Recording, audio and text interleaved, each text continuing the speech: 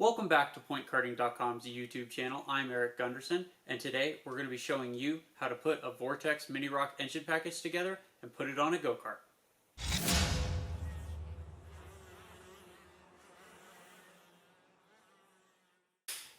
In most cases, the first step is going to be mounting the main engine onto your motor mount.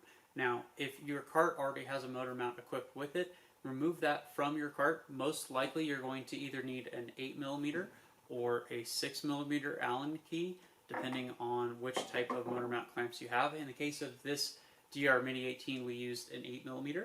So I have my motor mount here, and now it's time for me to mount my engine to it. Before I mount any of my other accessories to it, that's going to be the easiest way to do this. This is one of the most critical steps, even though it's our first step, and it's really important that we get the engine mounted tightly to this motor mount in the correct position. So we can see I've got multiple positions here for different bolt patterns on my DR Mini 18 motor mount, but it's all governed by these back two bolts. So take your engine, tilt it on its side, which of course is easier said than done. Rotate it on really either side. I'm going to rotate it on this side so that we can see it. I'm going to take my motor mount, put my bolts through on the back side, and now with all of those bolts in place, before I go to mount it to my actual motor mount, I'm going to take some blue Loctite, apply just a little bit to each thread, and that way that's going to further discourage these bolts from wanting to back out. And then of course, again, pay attention to the fact that this motor mount is angled, as are most motor mounts for the Mini ROK. Go ahead and take your motor mount, make sure the wire is clear for the engine, hold it in place with the Allen key, and just gently thread each one in, just getting them started before you tighten them down. It's very important to do this so that we don't cross thread anything. We are threading into a cast aluminum block. Chase them down, and then we can go in a basically hexagonal pattern and tighten down our motor mount. Now that the motor mount is on and tightly attached, we want to do a couple little prep steps before we get into much more major assembly. And the first one that we're going to do is remove some of the plastic caps that block off some of the internal components for the Mini ROK. It would be a shame if we put this whole engine together and left one of those in. Make sure when you do this that you're in a clean, dry location. You're not in an area where there's a lot of dust that could get in your engine and damage it. But go ahead and take a pair of needle nose pliers, reach into your exhaust port, and pull out the plastic cap that has protected there.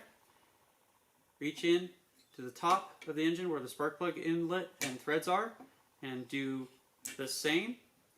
This one can be a little bit trickier or a little bit more resistant, but pull that one out as well. And last but not least, of course, the one on the very front for the carburetor.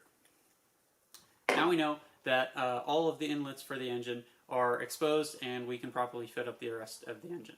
Another thing that I recommend you do early on in the assembly process is go ahead and remove the chain guard cover and the clutch cover, as once you go to fit on your chain, you're likely going to want to take this off anyway, and it's going to be easier to work with the engine with this off for right now. To do that, take a 5mm Allen, go ahead and find your 3 retainer bolts. They shouldn't be too terribly tight on the engine, and back them out and set them aside, making sure, of course, not to lose them. There's 2 on the top and 1 on the very bottom of the motor right there. Just hold on to this plastic clutch cover. This is something that is important to regularly clean as well once you're operating your engine. And now we can see our drive sprocket and all of this is exposed. It's going to be much easier to put the engine on when we get to that step. The next step is going to be mounting our coil support as well as our fuel pump support, which also integrates with our air box and air filter support. So this piece is very critical to get right, and there's a couple small little tricks that we're going to follow to make sure we get that right.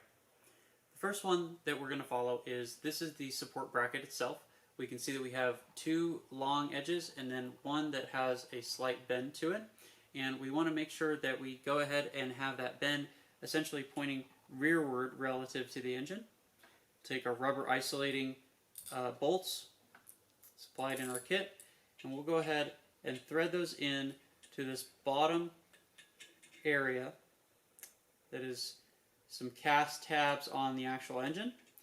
We'll go ahead and bring those in and get those tight. So you can take them by hand, turn them, and if you really want to get them extra tight, you can take a pair of needle nose and give them just a slight extra twist to really make sure that you get them cinched down. Do this too much and you run the risk of torquing the rubber bushing, and obviously that's not good. So now that these are in position, we want to go ahead and take 2 more of our rubber isolating bushings, but notice that I have this aluminum little spacer stanchion here. Thread those into these holes. Take a washer and a small M5 nut. Thread that together, and these are going to support our fuel pump. And now comes the part that is a little bit more complicated and at times can trip people up. Go ahead and take 2 of these small flat washers and thread them on to the very top rubber isolating bushing. And what this is going to do is it's going to mimic the thickness of our airbox support, which we will go ahead and place on the bottom. And again, notice how I have the kind of Z offset pattern flared in relative to the engine. And then I'm going to take my fuel pump, and I want my pulse line as well as my inlet hose to be facing upward rather than downward away from the engine. Line those up, push those on, and then take 2 more washers and nuts and thread those on. And with a 10mm wrench, you can start to tighten this whole assembly up. These rubber stanchions on this side will be for our ignition coil, which we'll do just momentarily. Once this is all assembled, go ahead and try and orient this about parallel to a table or the cart, the angle of the frame rails that you'll be using to account for the angle of inclination of the engine. And go ahead and tighten up using a 10mm wrench your bushings. Again, be careful to not over tighten them, but definitely get them snug. Do the same on the other side.